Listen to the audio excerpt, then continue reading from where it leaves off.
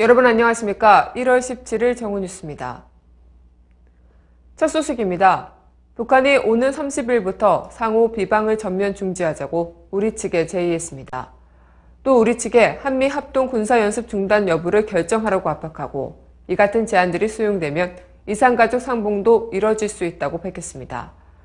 발표문에서 북한은 남북 관계를 개선하자는 게 자신들의 입장이라는 뜻을 밝히고 오는 30일 음력 설 명절을 계기로 서로를 자극하는 행위부터 전면 중지하자며 이를 위한 실제적인 조치를 취하자고 제안했습니다. 북한은 이어 상대방에 대한 모든 군사적 적대 행위를 전면 중지하는 실제적인 조치를 취할 것을 제안한다며 우리 정부에 2월 말에 시작할 키 리졸브와 독수리 연습 등 한미 군사 연습을 중단하라고 거듭 촉구했습니다.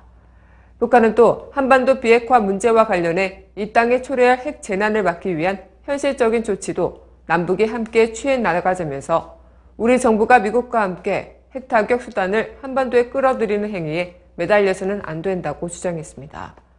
그러면서 한반도 비핵화가 자신들의 변함없는 의지라는 점을 강조하고 북한의 핵무력은 미국의 핵 위협을 억제하기 위한 수단이지 결코 동족을 위협하기 위한 수단이 아니라고 주장했습니다. 북한은 자신들의 이 같은 제안이 받아들여지면 이산가족 상봉 등 남북관계에서 쟁점이 되고 있는 크고 작은 모든 문제들이 다 풀리게 될 것이라며 우리 정부의 긍정적인 호응을 기대한다고 밝혔습니다. 북한의 제안에 정부는 오늘 북한의 사실을 왜곡하고 터무니없는 주장을 계속한다면서 여론을 호도하려는 데 대해 매우 유감스럽게 생각한다면서 중대 제안을 사실상 거부했습니다. 다음 소식입니다. 최현의 코레일 사장이 새누리당 지도부를 만나 자신의 과거 지역구 당협위원장 문제를 언급한 것이 알려지면서 인사청탁 논란이 일고 있습니다.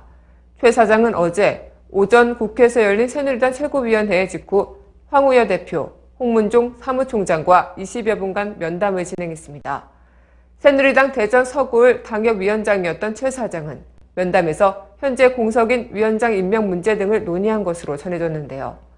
지난 2012년 19대 총선에서 낙선한 최 사장은 지난해 10월 코레일 사장에 취임하기 전까지 당협위원장으로 있었습니다.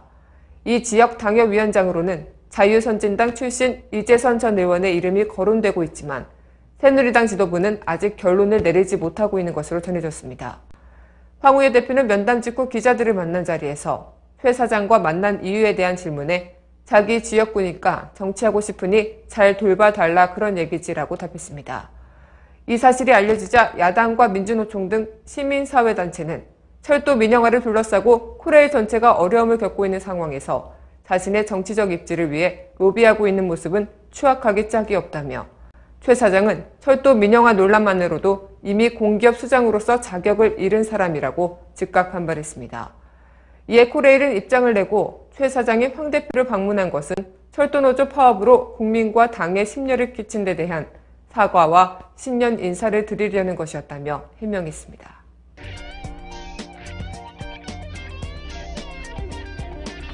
단신입니다.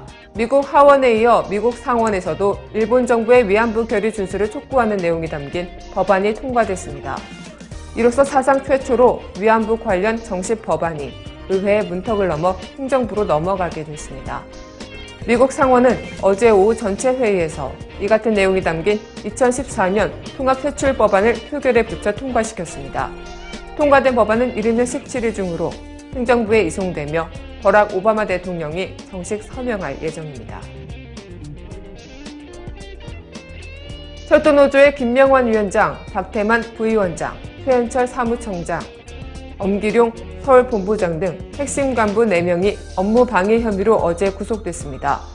서울서부지법 이동욱 영장전담판사는 범죄 혐의가 소명되고 파업에서의 역할과 지휘 및 파업 종료 후의 정황 등에 비춰 도망의 염려가 있다며 4명에 대한 구속영장을 발부했습니다. 이 판사는 함께 영장 실질 심사를 받은 이우백 조직실장 등 노조 간부 5명에 대한 구속영장은 파업에서의 역할 지휘 등에 비춰 증거인멸 도망의 우려가 있다고 보기 어렵다며 기각했습니다. 여야가 6.4 지방선거, 7월 30 국회의원 재보궐선거, 12구 재보궐선거 등 올해 예정된 3차례 선거를 2회로 줄이는 데 공감대를 형성했습니다. 불과 5개월 사이에 3차례나 선거를 치르는 데 따른 비용 낭비와 국민적 피로도를 고려한 조치입니다. 여당인 새누리당은 7월 30 재보선을 6월 지방선거에 합쳐 동시에 실시하자는 견해이고, 민주당은 7월 30 재보선을 12구 재보선에 합치자는 주장인데, 이에 따라 7월 재보선은 6월이나 10월에 치러질 가능성이 커졌습니다. 정부 곡창의 오리 농가에서 고병원성 조류 인플루엔자가 발생해 보건당국이 살처분과 함께 긴급 방역 작업을 벌이고 있습니다. 도는 고병원성 A1의 확산을 막기 위해 이날 도내 14개 시군 가금류 농장을 상대로 긴급 방역을 하고 외부인의 출입 통제 등의 조치를 취하기로 했습니다. 현재 도내에서 닭은 2,200여 농가에서 4천여만 마리, 오리는 600여 농가에서 430여만 마리를 사육하는 것으로 집계됐습니다.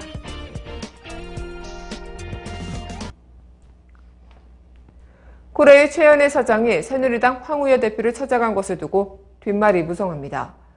최 사장이 인사청탁을 한 것 아니냐는 의혹도 나오고 있는데요. 철도 민영화 문제가 마무리되지 않은 상태에서 자기 사람 신기에 급급한 모습은 누가 봐도 이해가 되지 않습니다. 같은 시각 철도노조 지도부 4명이 구속됐습니다. 어느 어머니의 마음이 이와 같을까요?